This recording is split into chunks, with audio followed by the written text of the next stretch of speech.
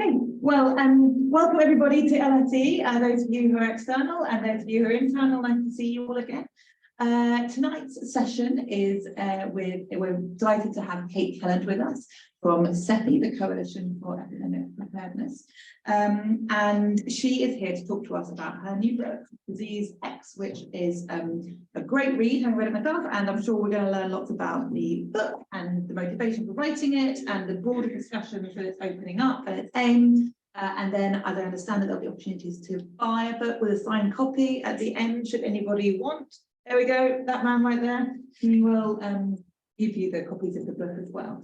We're running this session both online and in person, so there'll be hopefully some questions coming both from the audience and from the room. So Carl's going to keep an eye on the online, so hopefully everybody online can hear me, but please ping Carl a message if they can't.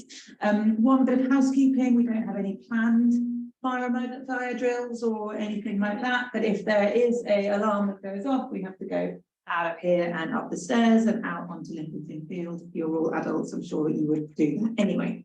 So it goes with no further ado, I'm going to introduce our brilliant writer this evening, Kate Kelland, who has 3 decades of experience as a journalist in global health, both mainly based at Reuters, and now is a staff writer or chief scientific writer at CEPI.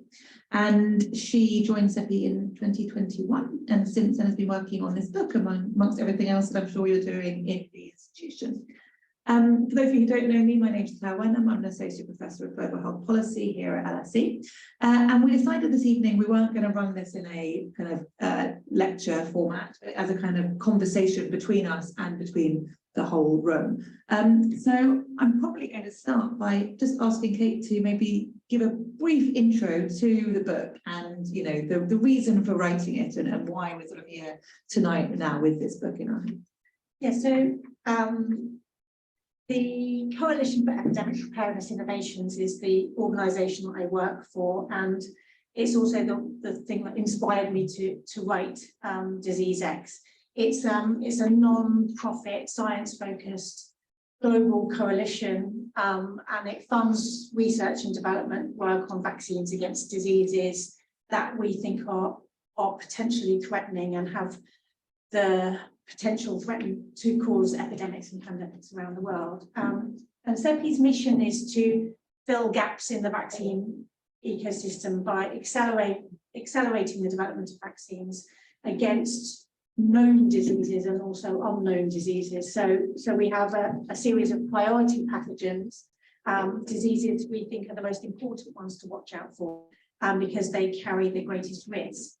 Those are things like Lassa fever, Nipah, MERS, Rift Valley fever, and so on. We have a series, but it's also specifically focused on a pathogen that is known as Disease X. So this is a virus that we don't know yet, but we do know is out there. So this is a virus that could emerge from mixing with other viruses, you know, be a combination and will effectively be a novel virus. So we do know that it's out there, and we do know it has the potential to spill over into humans from animal populations, and then it could begin spreading, infecting people and killing them. So my motivation for writing this book, or my reasons for writing this book, was that CEPI has a distinct plan for how we can meet the threat posed by such things, and that has come about from learning the lessons of previous epidemics and pandemics. And it struck me very much that there were certain characteristics and traits that we as populations, but as governments and leaders, had to develop and hone to be able to respond to these things. And that's why I've structured the book in the way that I have, so that we have this prepare to sort of drumbeat of things that we need to prepare to be able to do to meet the next pandemic threat. And so can you tell us a bit, and for the audience who haven't read the book and about the plan that CEPI has about this 100-day mission. What's the content and aim of it? Yeah, so the 100 days mission is a plan that is to get the world to a position. So I call it getting mission ready, but it's basically to get the world to a state of preparedness so that when a new viral threat emerges and is recognized as something that has the potential to cause a serious regional epidemic or pandemic, that we could develop new vaccines against that new threat, whether it's known or unknown, within 100 days, within just around 3 months. So that means that from the time the genetic sequence for a virus becomes available, that we create new vaccines against it using prior knowledge that we will have built up and stored and shared over years of research. And that's research into the most likely threats, so those viral families that produce our priority pathogens, but also into the potential for a disease X. And the idea is then that we would be able to develop those vaccines within 100 days and start rolling them out to the highest risk people within that time frame. And one of the key ideas behind this, of course, is speed. And I think that's one of the major lessons from the pandemic that we've just experienced. Because if you can do things fast, so within weeks rather than within a year, for example, the outbreak that you're then trying to target and contain will necessarily be smaller than one that has been able to spread and develop for weeks or months before you get the medical countermeasures, the vaccines to the right place. So it's a key part of this is getting mission ready, is being prepared to move quickly, and it is an ambitious goal. I mean, there's no doubt about it.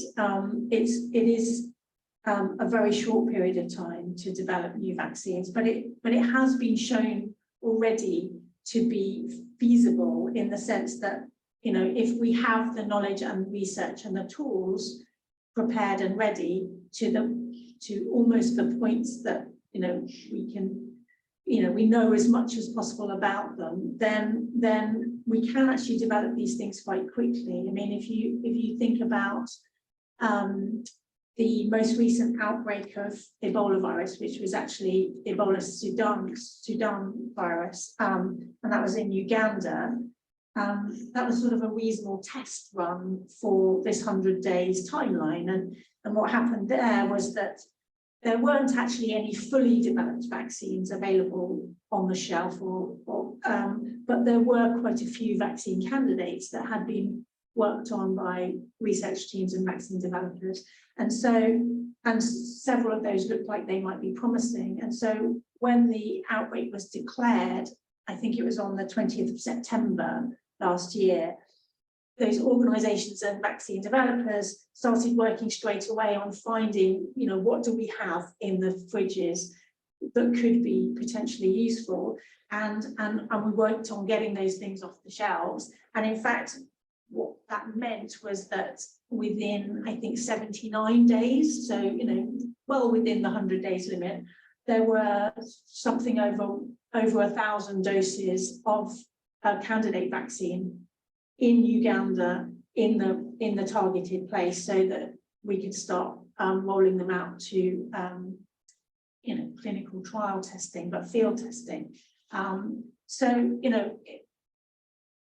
There is one example, recent example. Another one is a monkeypox example, where we did have vaccines available for a similar virus, and that we were able to mobilise that fairly quickly. So the 100 days mission is not pie in the sky. is what I'm saying, that, you know, obviously there's a lot of work to do to get ready, but that's the hope. So I guess my question is then, it's ambitious, but you say feasible, and you know, you've shown that it can happen through the Ebola outbreak. But what do you think are then the biggest barriers in reality? You know, what's going to stop being able to achieve that 100-day mission? Well, I think one of the key things is the reluctance to take risks, I suppose. So one of the chapters in the book is called Prepare to Take Risks.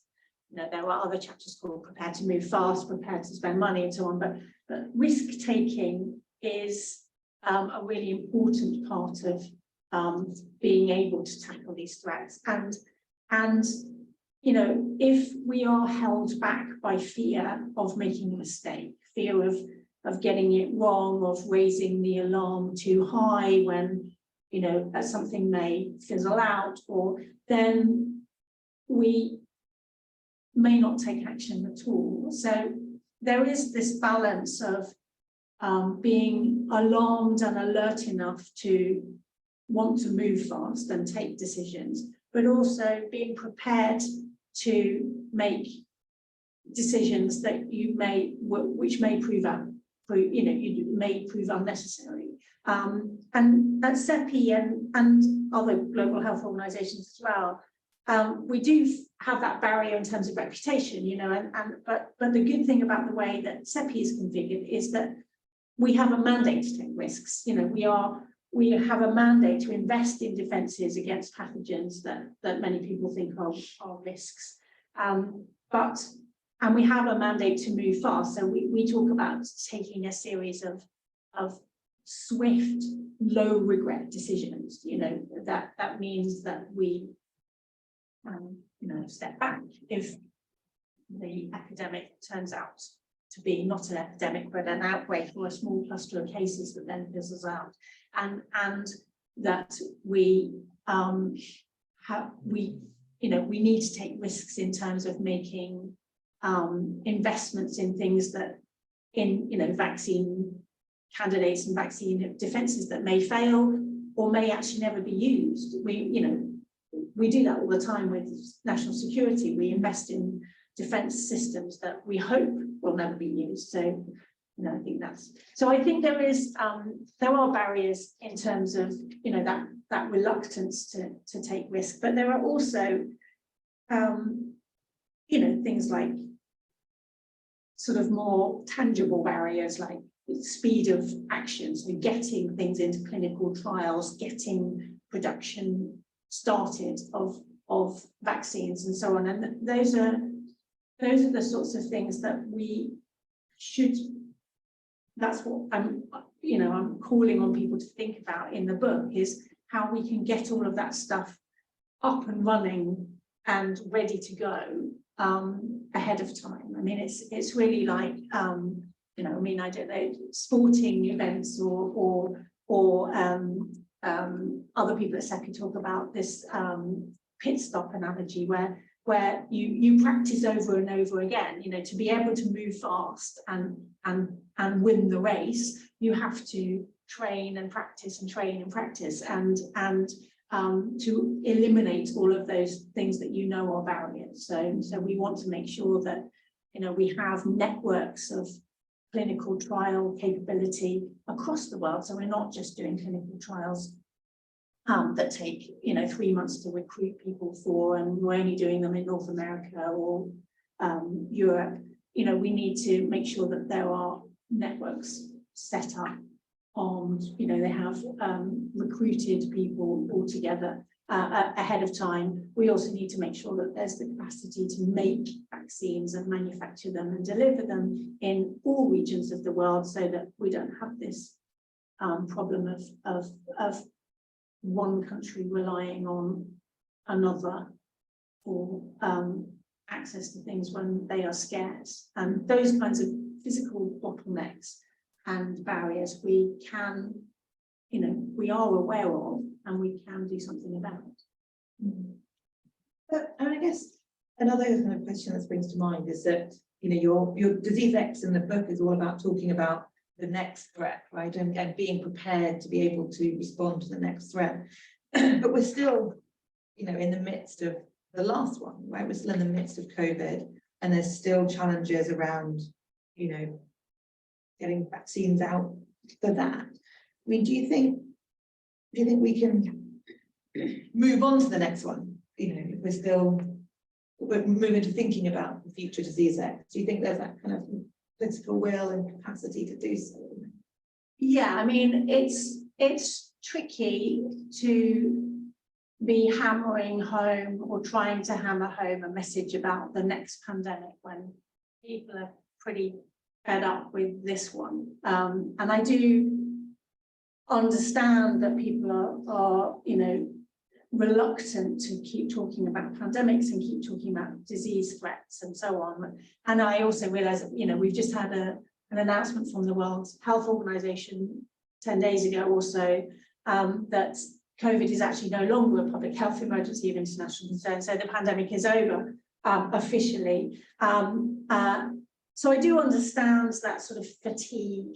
But I do think it's really important to, you know, not to put this behind us and not to forget about it. And that's really why I wrote this book now, why I published it now, and why I'm kind of going on talking about it now is, you know, because even though this pandemic is fading and receding and thankfully sort of becoming recent history, the threat of future pandemics is still as high as it was before. I mean, pandemics aren't like volcanoes, you know, you can't sort of expect a period of calm. A volcano sort of erupts and then you can expect it to go quiet for a couple of years before you get the next one. And that just isn't the case with pandemic disease. I work with pandemic threats and with infectious disease threats. I mean, if you look at this century alone, since 2000, we've had SARS, so SARS-1, and then we had bird flu, and we had H1N1 swine flu, and then we had MERS and Ebola and Zika, and then COVID-19. So this is actually the 7th infectious disease crisis to hit us in this century. So you know, people talk about COVID being a sort of once in a century event or something that will only come around every 100 years. It's just not the case. I mean, the evidence is there that these sometimes new. I mean, you know, SARS was a new coronavirus, MERS was a new coronavirus, Ebola wasn't a new virus, but you know, Zika was a new virus. You know, these things, some of them are things that we know about, and often they are new, novel versions of things that come from similar families. And you know, we are seeing these things emerge every 2 or 3 years, and you know, so we really can't afford to, you know, whilst I sympathise with people being fed up, we really can't afford to take a break from worrying about pandemic risks, and we can't afford to forget about it. We need to be alarmed and alert and aware of how much we can do to stop them. And I do think you're right that, you know, the political will is an issue, and I do think that, you know, there is a sort of moment now where we can really learn from what we've just been through and really reframe the debate so that we understand the sorts of disaster that can be brought about by a tiny virus. I mean, you know, we have the problem with the political will, of course, is that we have a situation where attention is always being pulled in multiple directions, and you know, and funding, of course, and you know, so we're currently in what many people would refer to as a polycrisis. Here we have conflict and political instability and economic downturn and natural disasters, and it's very difficult for people to keep all of those, and world leaders to keep all of these things on the top of their agenda. But but so Tony Blair wrote the foreword for this book, and he again reiterates that awareness that the political will is at risk of waning. But as he says, we need governments to harness the opportunities that COVID has shown us. That in some ways it's shown us lots of terrible things. In other ways, it's shown us what human ingenuity can achieve, and that we can learn the lessons and we can stop these things. So there's no, as he puts it, there's no excuse. There's no excuse not to be able to take this on, and there's no excuse to be unprepared. So yeah, I like that, and I like the analogy in the book. You talk about kind of the cost of doing this is the same as half a wing of a plane or something. Yeah. You kind of look at that. So actually, putting that in perspective for policymakers and the Yeah. politicians, that Yeah. is a really important, Yeah. way of demonstrating actually what this investment does involve. and also the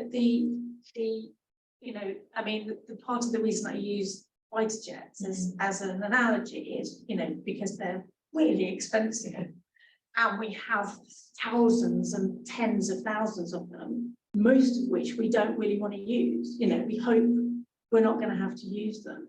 And so the other aspect of that is, if you frame the health debate, the global health debate, within global security, what is it that has brought the entire world to its knees in the last 3 years? Yes, we've got big stuff going on. We've got conflicts and natural disasters, but it was a virus that actually brought the entire world to its knees. And the cost of building fully capable defences against another one of those is a fraction of what, unfortunately, we will have to spend. I think it's something like $28 trillion is the latest estimate for what COVID will have cost the world. For a fraction of that, you could build defences that would basically take that threat off the table. So can I ask you then, kind of the counterfactual to kind of saying people are bored of pandemics and disease, right? Has COVID actually, helped CEPI trying to reach this mission, right? Because actually people are aware of it, and they are aware of the very real threats that the outbreaks pose. And I guess, I know you're speaking, as yourself as the author and not as the organisation, but has it helped CEPI try and reach some of these goals? Well, the thing is that it has helped us in terms of, we have a very critical role to play in quite a small organisation, but we have a very central role as the only global coalition that is focused on developing vaccines to meet these new threats.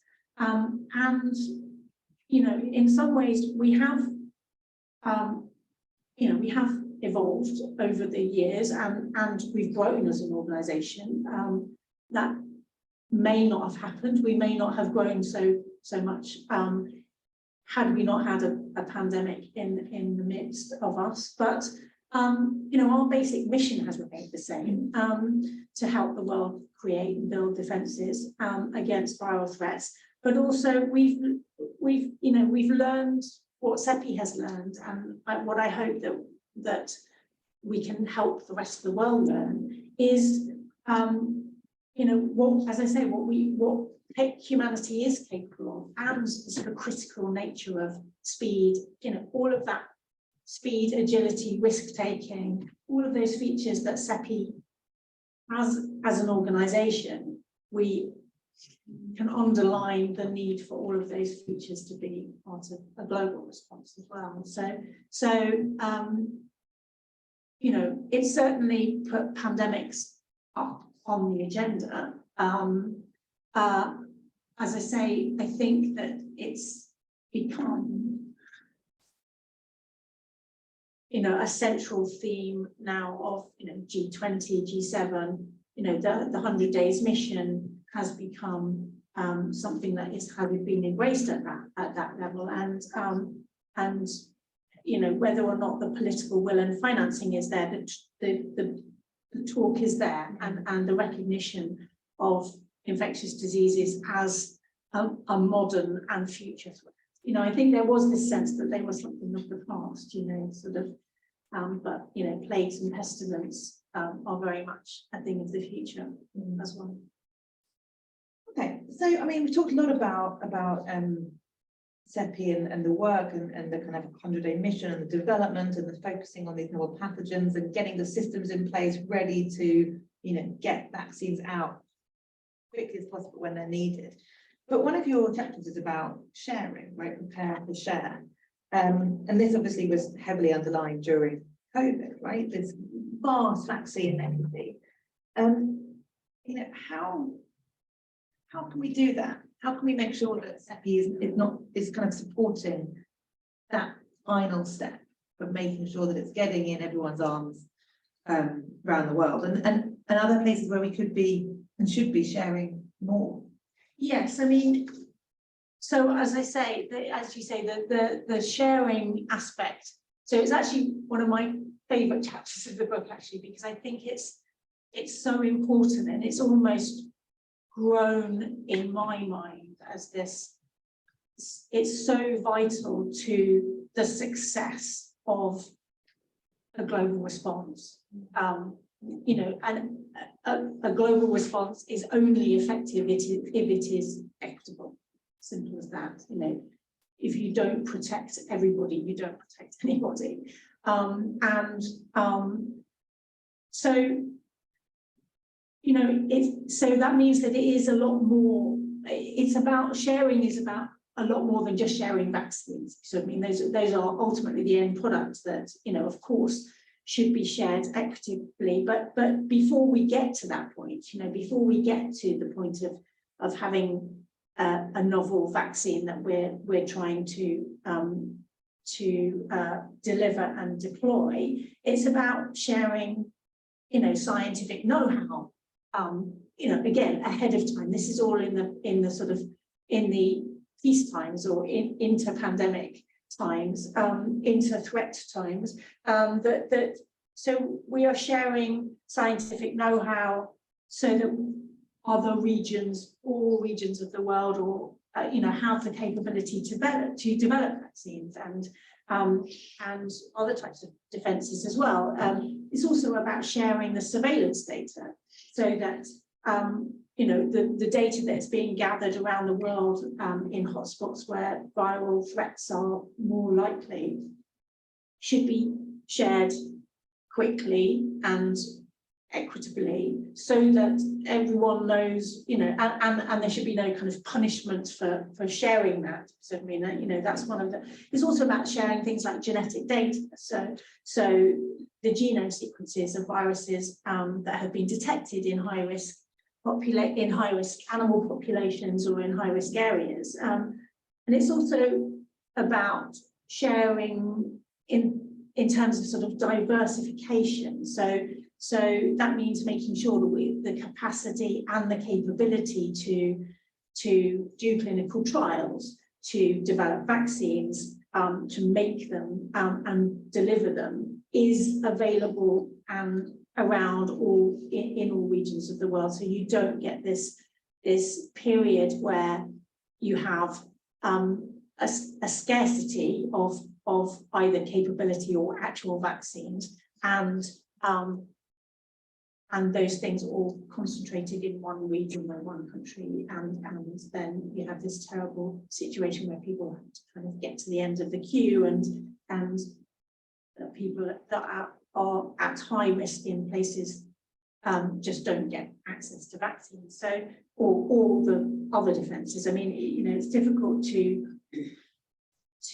not to focus just on the vaccines, but of course those are the very end product. And actually, if you think about, you know, if we were better at sharing, you know, the surveillance data, the genetic sequences, the capabilities, we might never get to a situation where we need to develop a new vaccine, because we might well be able to contain something, you know, before it gets to the point where it needs a vaccine. So it is.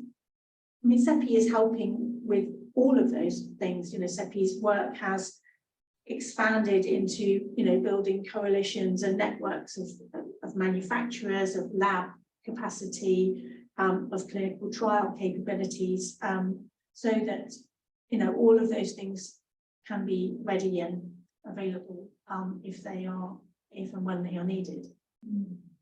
But I guess to push you a bit further, the challenge of CEPI as an organisation is to make sure that actually happens in real world, right? Yeah. And how can it's almost beyond the capacity question, but about the kind of the trust and the interconnectedness and the recognition politically of how important this is. Because you can have all the best facilities and make sure that is diversified, but actually kind of when push comes to shove, it's about, I guess, the kind of normative role that CEPI might play in getting these conversations starting as well is kind of equally as important. Yes, but of course, if you accept that, and I think this is true, that one of the biggest enemy of equity is scarcity. Yeah. And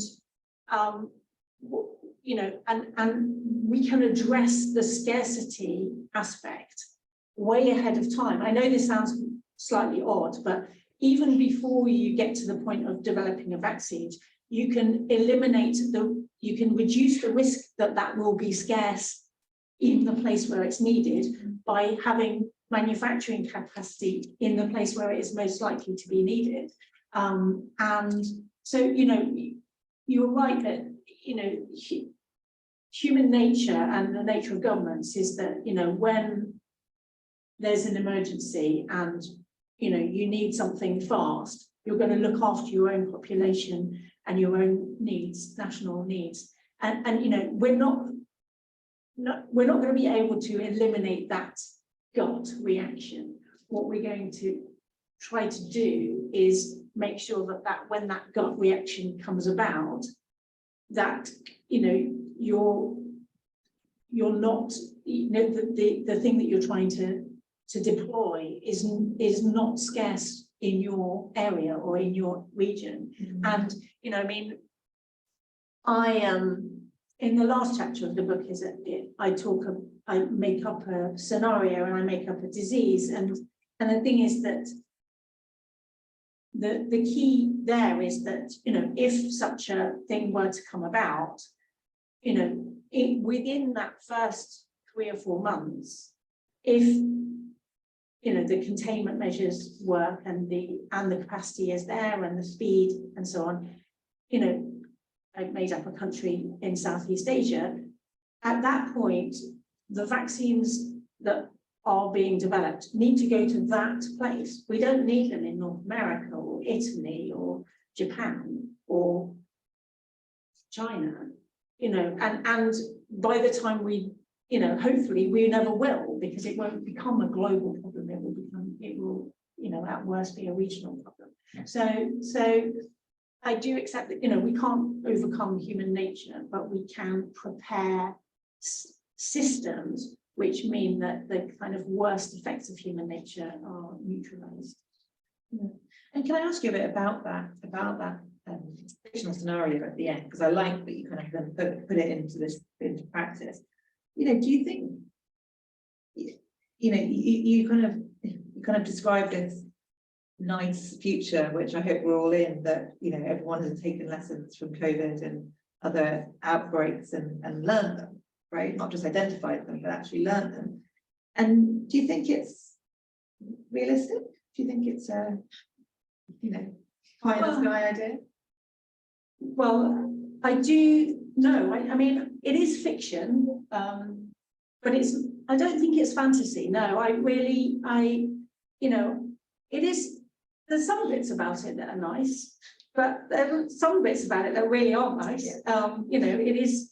I do create a new virus that emerges from a real, an actual virus family called the paramyxoviruses, and the facts do already show that that family is nasty, and it has viruses within the family that are, you know, have various worrying traits. I mean, within that family, the paramyxovirus family is measles, which is highly contagious. I think one of the most contagious diseases known. And it also, in that same family of viruses, contains Nipah virus, which is also a real virus, and it has the capability to get into victims' brains and to kill a very high proportion. And so, you know, what I'm showing there in my fictional situation is, you know, a reality, which is that there are within that particular family these potential traits, where it's not beyond the realms of possibility that a virus could emerge from that family that has all of those traits in one. So we could get a highly transmissible and highly deadly paramyxovirus.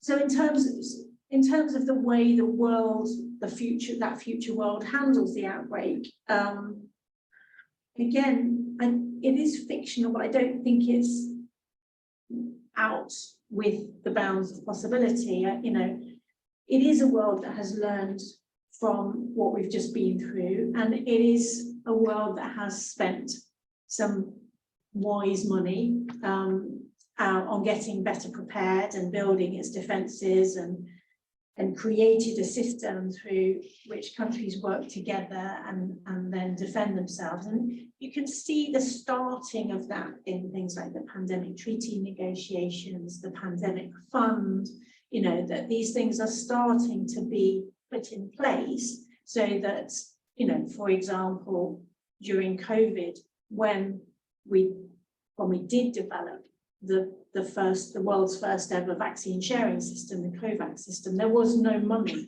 So it had to be created and funded at the start, you know, whereas now we're already talking about a fund that will be sitting at the ready to be able to be deployed into developing vaccines. And, you know, that's the way I describe it in the fictional chapter too. So I don't think it's fantasy. I think it's hopeful. Yeah. So I guess, I mean, to ask you a sort of different question, and I know this is perhaps unfair because you're CEPI, which is, you know, the whole purpose is vaccine development. But do you think there's a risk that we're too focused on vaccines as the solution, and that actually this kind of, you know, the focus on needing medical technology is, you know, the kind of the only response, and certainly it's a response from our government, right? Like that's the solution, if that's the silver bullet. Do you think we're still too focused on that and not focusing on the kind of broader socioeconomic measures or factors that we need to mitigate pandemic? Yeah, I mean, you're right. I mean, the reason that I focus a lot on vaccines and that CEPI is because that's our job and that's our focus. But we also do, and, you know, I also do talk in the book a lot about the other measures that can be taken, and, you know, again, measures that should be taken at speed because they can help curb and contain outbreaks, at least in the short term. And maybe, you know, in some cases, just that's all you need. And you may never need to develop any medical countermeasures. So one of the bits of research that I cite in the book is a paper on what are called non-pharmaceutical interventions, but basically we're talking about school closures or, you know, closing pubs and clubs and, you know, lockdowns, and you know, work from home orders and things like that. And there was a study that the CEO of CEPI did, worked on many years ago in 2007, but he was reanalyzing the 1918 flu pandemic, the Spanish flu pandemic. And that study was the first one, even though the pandemic had been analysed to death, excuse the pun, this was the first one that really looked at the timing and the timing of measures. So they looked at a number of cities across the US and mapped out when certain measures like closing theatres and pubs and schools and so on were brought in and how much difference it made. And it was the first time really that it was the speed of introduction of the measures that made a difference, and that was recognised in this study, and it made a difference to the epidemic curve in terms of, you know, the size, and also the length of time that the measures were in place.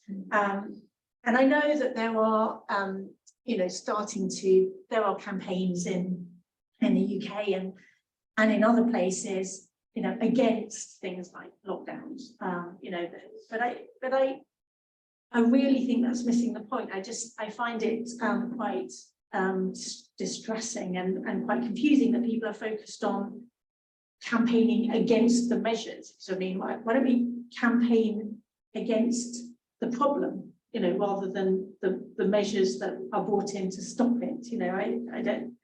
What's wrong with no more pandemics, you know, rather than no more lockdowns? I mean, I think there's places where you can put your energy and you know, I think it is also important to understand that the better prepared we are for these threats, and the more we're able to recognise, the more cognizant we are of our ability to handle them and contain them and possibly even neutralise them, the less likely we are to have to use measures like lockdowns, which, yes, they're unpopular, but, you know, that you know, if we have a disproportionate focus of our energy or anger on the measure itself, it just seems strange to me. I would go for no more pandemics. You touched on the head of CEPI, and you know, and the work that you did on the looking at the measure of lockdowns, different social intervention measures that were brought in during the 1918 pandemic, and actually a lot of the book you talk about actually this really vital role of the head of CEPI, Richard Hatchett, in pushing forward, you know, the agenda and making things happen and making those everyday decisions that actually, you know, can have a big impact. I mean, and you know, we think about these, you know, him as one of these sort of leading figures in global health, and there's many other leading figures in global health that kind of have these almost cult-like personalities that really drive forward the activity. I guess, sort of, how important do you think these sort of individuals are, and do you think there's a risk that we kind of miss the broader work that goes in across health systems? You know, the women who are putting the vaccines into people's arms, and the kind of the everyday healthcare workers who are dealing with the problems when we kind of focus too much on certain individuals in institutions.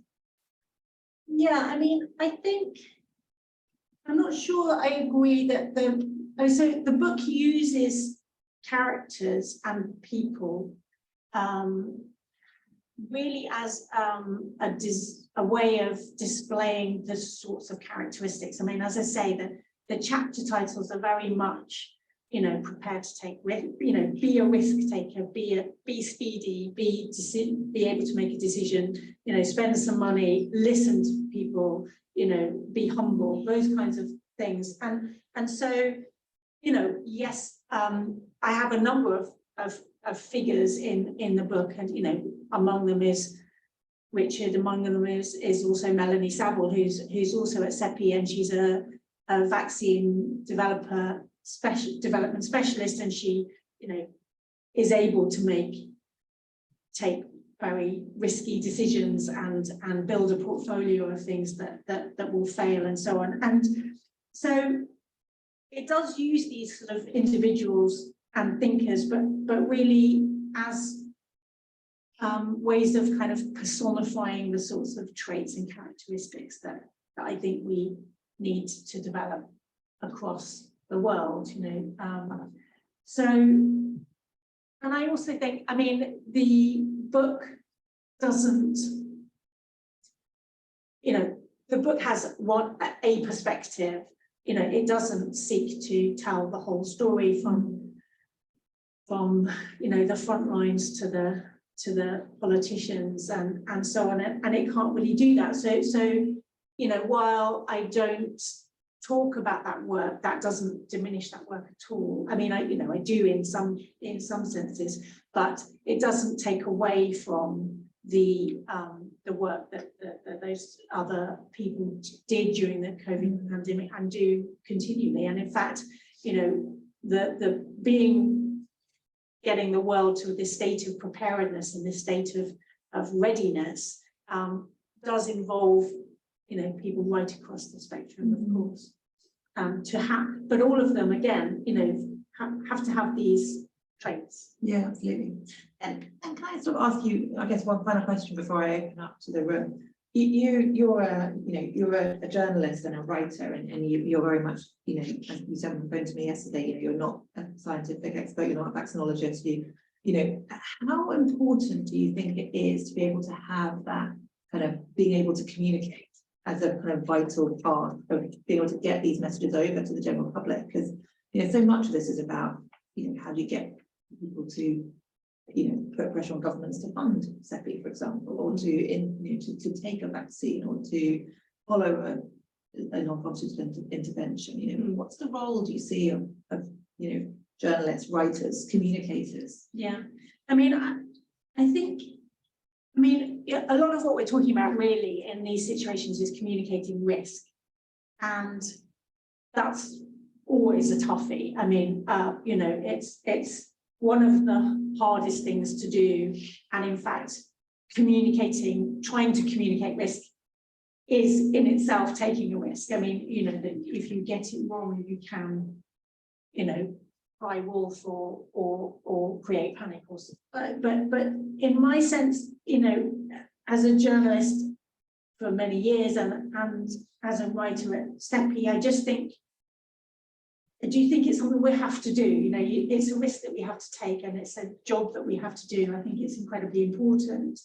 And I think the essence really is being as transparent and clear and open about, you know, what we do know, what scientists do know, and what scientists can't know or don't know yet, and what the level of threat is, and how that might be, there might be false alarms, but that doesn't mean we're making things up, and that things might change. And I think that, you know, increasing the level of understanding and of safety and science behind vaccines is also one of the reasons I wrote the book. You know, that the only real way to counter misinformation and disinformation, the sorts of things that fueled kind of campaigns against vaccines or hesitancy or whatever, is through accessible, clear, accurate information. And, you know, I think there's plenty of evidence around to show that when people do get clear advice or clear, open explanations of what we do know and what we don't know, and what the risks might be, and how this is what we know at this point and that might change, then actually, you know, the vast majority of people take that information, process it, and make very sensible decisions about what to do, and to protect themselves and to protect their families and protect their society. So I do think that, you know,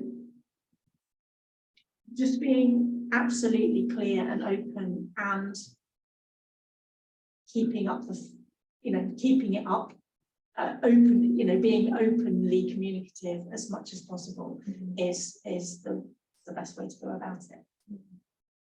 Fabulous. Well, thank you so much. I'm going to open up now for questions, either online or from the audience. So raise your hand and we'll get a mic to you. And then maybe we'll take some online first. Should we take 1, 2 first? Please introduce yourself and where your affiliation, if you have one. Thank you very much. Nigel Templeton, I'm a virologist, University of Kent. I'm just very, very interested in the last bits you were talking about this anti-vax agenda. Because what do you do when you have these wonderful vaccines, and I'm very pro-vaccines, I helped develop them, And then it's the people at the top that are infected with that anti-vax mentality. I'll give you two examples. One, Donald Trump saying let's all drink bleach. And the second one being the recent pronouncements in, I think it's in Florida, where they're signing into law to criminalize people who give COVID vaccines. Right, hadn't heard that. Yes, it's extreme. It's yeah, making it a criminal offence to deliver mRNA vaccines in the state of Florida. So how do we, you can make all these fantastic vaccines, and then how do you deal with the fact that it could be the people at the top that could be preventing you rolling them out? Again, I think it's really important to get into perspective what happened with COVID vaccines, for example. The vast majority of people in this country and other countries all across the world, digested the information that was available and did what they thought was best to protect their own health and the health of their families and the health of societies. Same with wearing a mask, or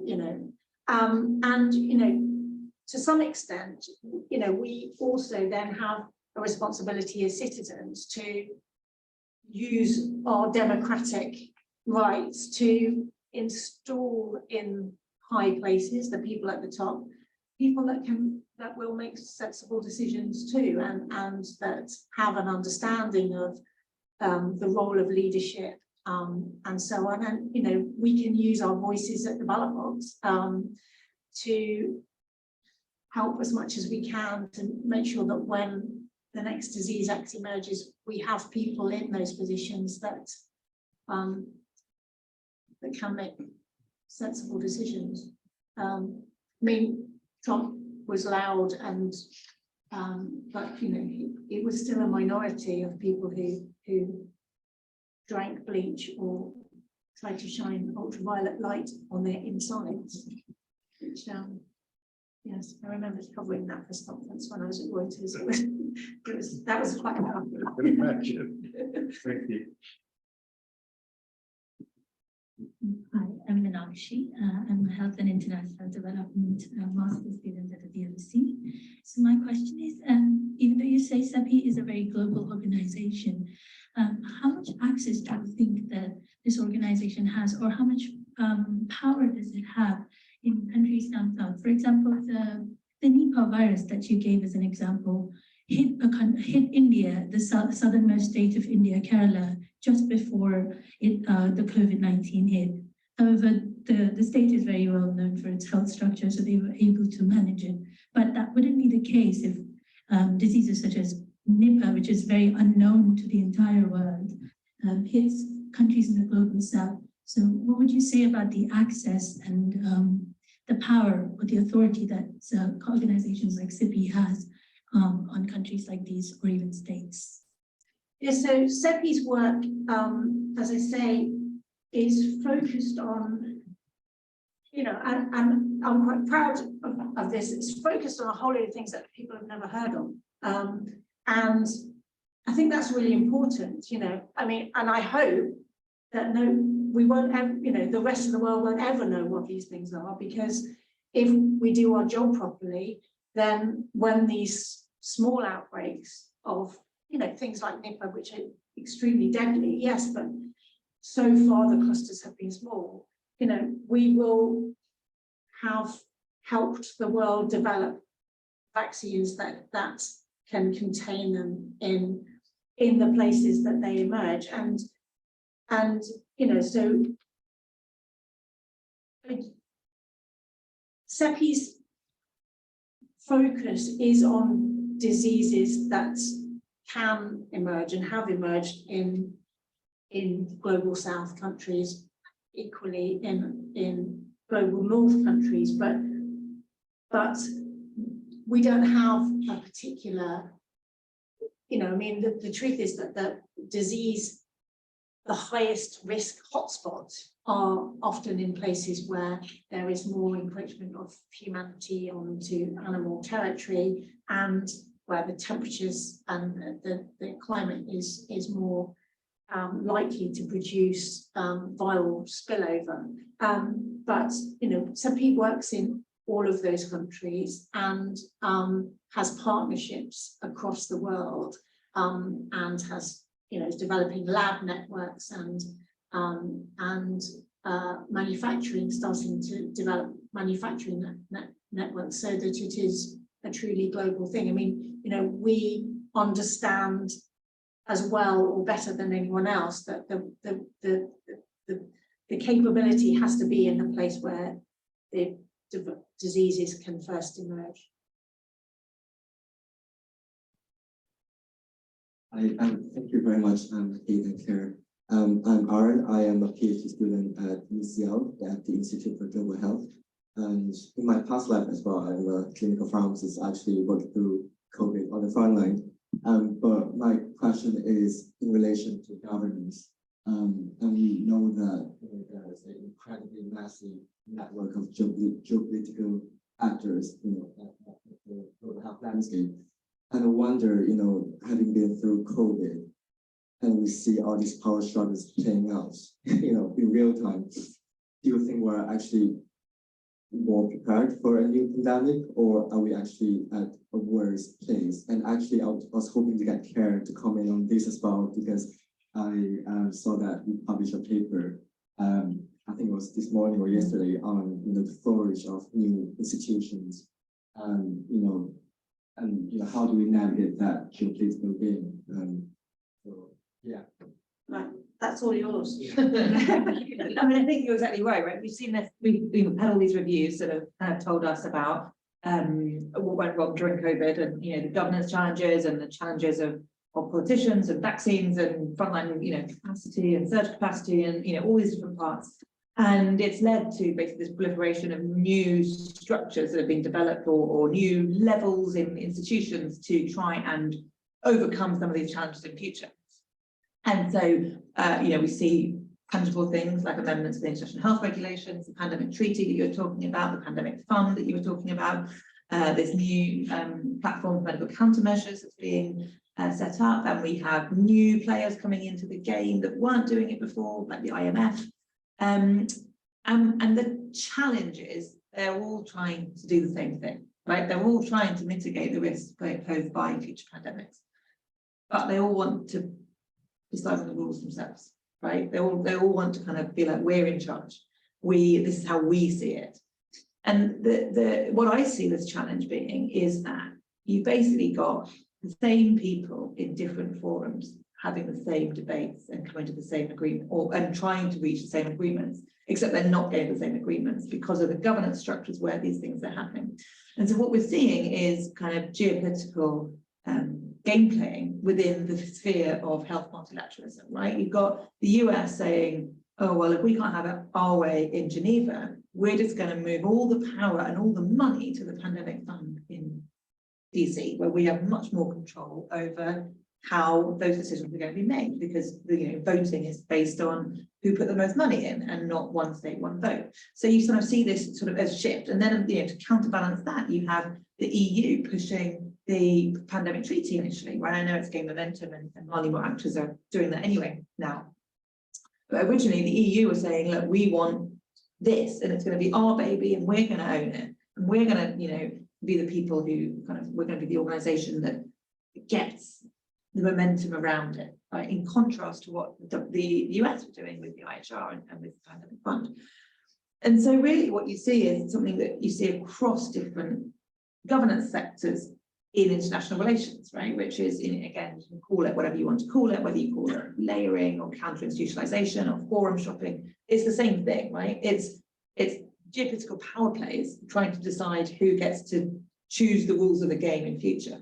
And the sad thing, I think, is that this is still going on, that a lot of money is being wasted and time and effort is being wasted in creating all these overlapping structures that actually isn't going to necessarily lead to a more prepared or safer future. And it's a power play between G7 states, effectively, right? And people who aren't really getting a say are lower middle income states. And particularly around this kind of big elephant in the room of vaccine equity, which is kind of being talked about a lot, but I haven't seen any meaningful operationalization of how this is actually going to happen, or willingness of the G7 countries to actually do something about it, rather than just say, oh yeah, we agree with it on a very kind of surface level. And, you know, I think, you know, I'm really alarmed by this multi-level platform for access to countermeasures, because to me, that is pushing this question of vaccine equity out of the realms of international law into a place where everyone's going to play nicely, right? Without international law as the kind of normative basis for it, such as in the pandemic treaty or international health regulations. And I think that's a canny move by the governments that have pushed it there, because then they won't be held to account for not doing it. And, you know, if I was a low middle income government, I'd be trying to push it everywhere. I'd be pushing for vaccine equity in all those locations, which is what we're seeing, right? In the hope that one of them lands, because that's really what you need coming out of this. But I think it's a real challenge, and it's a real also challenge thinking through who are these actors involved, right? Like we're seeing a big push from the private sector, right? From public-private partnerships. And it's changing, and the kind of the lobbying these institutions do. And you know, I'm not going to ask you to comment on this because I know you work for CEPI, but you know, you have these institutions that are really shaping these structures and shaping these debates, and then not driven all from the same starting point, right? There's governments that are driving their own agendas. You see the private sector and public-private partnerships, which have different mandates. And how those are shifting and interacting with each other, I think, is an interesting thing to watch. And yeah, I fear we're not going to be any more prepared than we were going in, other than knowing that 100 days works.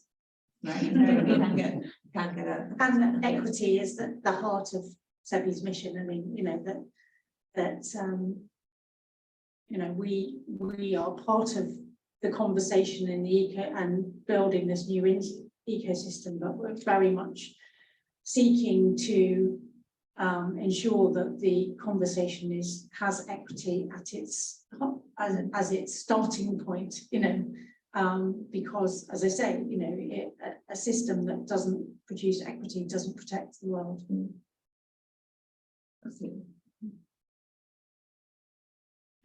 Thank you very much. My name's Helen Johnson. There we are. My name's Helen Johnson.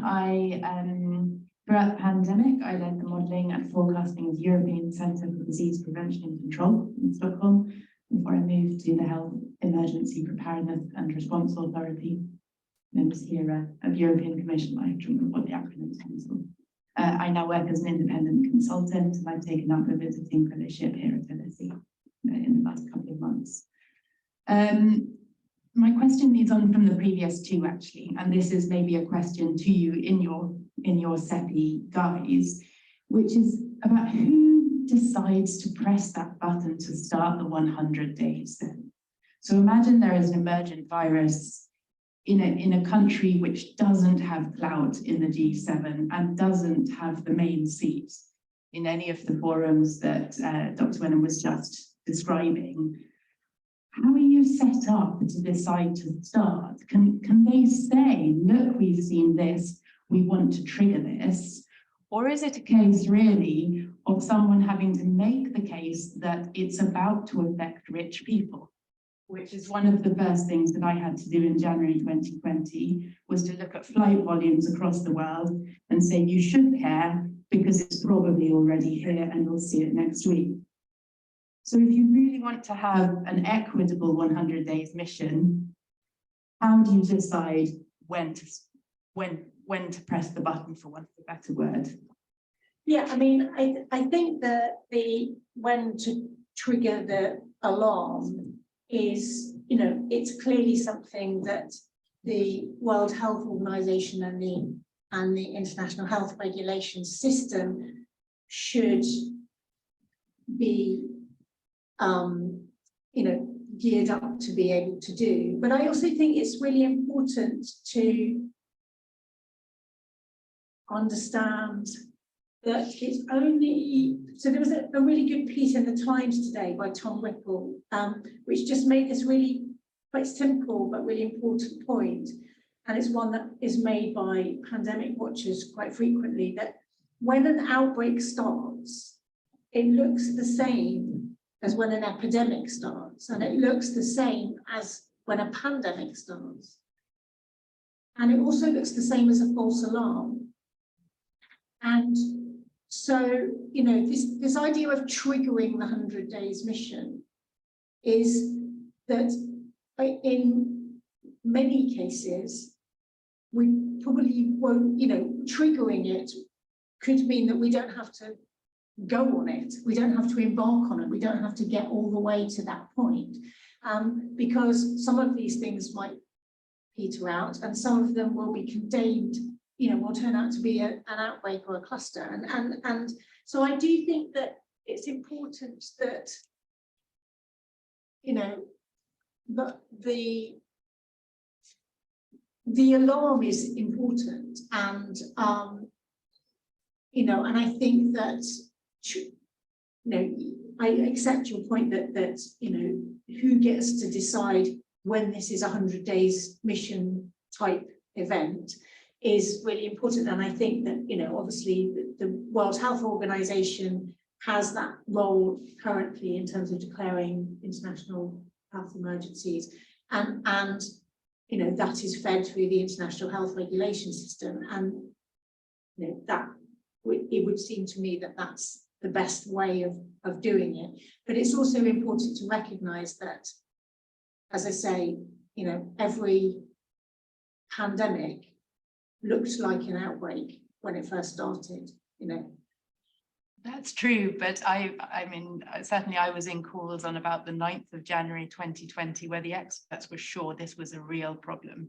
And it took, and many people are on the record of saying this, it took weeks of trying to explain to people in power, no, now. Yeah.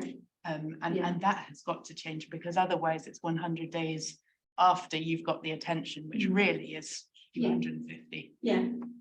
Hence the prepared to listen. Yeah. Okay. But that's quite, but I think it's quite interesting in your book. I mean, and I'm not remember the date of my head. You talk about that kind of that go moment being a kind of phone call that Richard had. But and that's quite interesting as well, because that was not linked to, you know, the fake declaration or a government decision. No. It was his, you know, listening to the experts and the sense, and I guess, you know, and going back to the question we had here about what happens when you have people in leadership positions who aren't on the pulse, right? Yeah. I guess, you know, there does need to be some sort of governance mechanism to formalize it, or to make it less at the whim of one individual. It's very, I mean, it's very difficult to force people to listen, isn't it? But, you know, I mean, one of the reasons that I describe in the book this, and I think in that chapter I talk about Richard. I mean, Richard was very aware very early on, and of the risk that it could take, and he, you know, I mean, even in things like text messages and so on. But there's a description in the book of a meeting that he has with Erna Solberg in Norway very early, and I interviewed her afterwards about it, and she said, you know, he was very alarming in his description of what might happen, and his description of what might happen stood way out. She said it stood way out from the norm. It was, you know, this was before we had any cases in Europe. Before we, you know, there were only about 300 deaths altogether. But she now says, you know, I wish I'd listened to him more. I mean, she did, but you know, Norway's quite a small country. She used the influence that she had to talk to people. But yes, I mean, as I say, then. It's very important to have the humility to listen to people that know. That seems to me what's going on. Are there any questions online? Any other questions?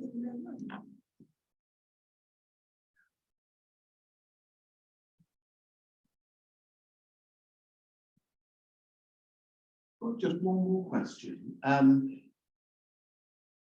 So CEPI focuses mostly on viruses, don't they? And I think the WHO blueprint mostly does. But obviously, disease X could also be a bacteria, or it could be a parasite. So has there been any kind of discussions within CEPI or any other organisations that you've interacted with that would bring other pathogens on board into this? I mean, I think the sense that I've had, and I am really not talking from CEPI, but having covered global health and viruses for 10, 15 years,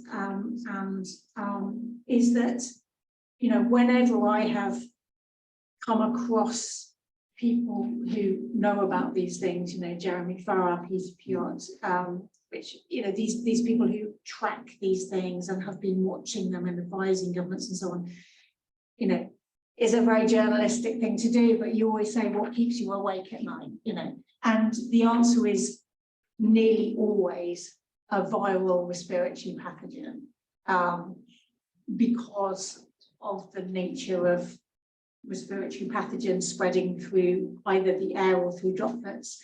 And so, I mean, I think really that's why we focus on the things that we think are the highest risk. And you know, yes, there are risks in lots of other things. There are risks in bacteria, but the ability of a respiratory pathogen to spread a virus like that, to spread so fast, is what makes it that one more level of threat. I think that's what people keeps people awake at night. Any further questions at all from the room, online?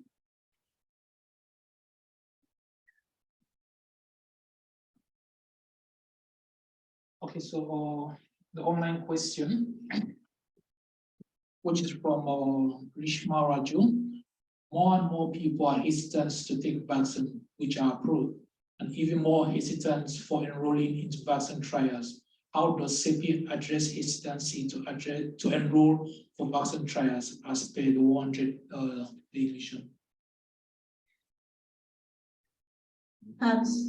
Yeah, so CEPI doesn't conduct clinical trials itself. It invests in and supports developers of vaccines who and, you know, networks of manufacturers and clinical trial networks.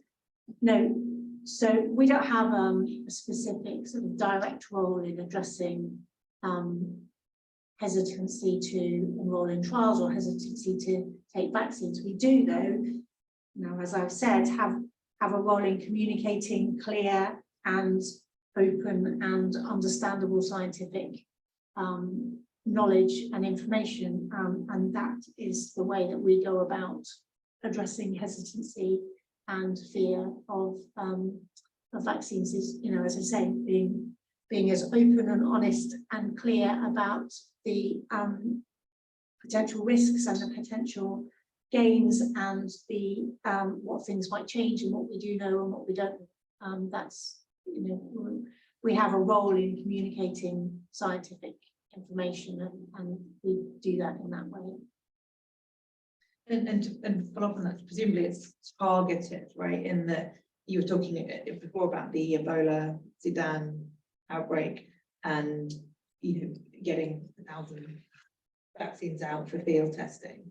Presumably you then can use a role in communicating that appropriately in that location. Yeah, right? not CEPI wouldn't have a direct role in that, but you know, CEPI's role is not, you know, we're quite small. So we don't have a role in directly communicating at that point, but you know, the overall communication of CEPI, that CEPI is involved in is, you know, we focus on being clear and open, giving people the information that they generally, when they digest it, make the right decisions about.